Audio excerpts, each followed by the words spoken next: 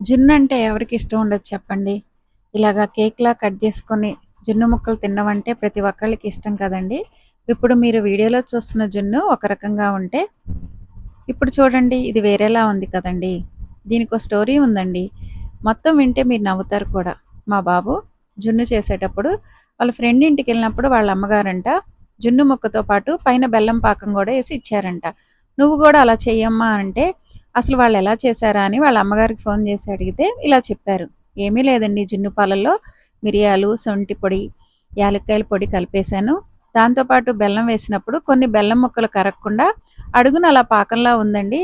అలా చెప్తే వాళ్ళు తినరు కదా! అందుకనే ఇలా బెల్లం పాకం వేసి ఇచ్చానని చెప్పాను. అంతేనండి" అనన్నారు.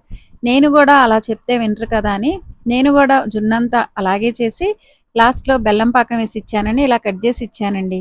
ఐడియా ఎలా ఉందండి?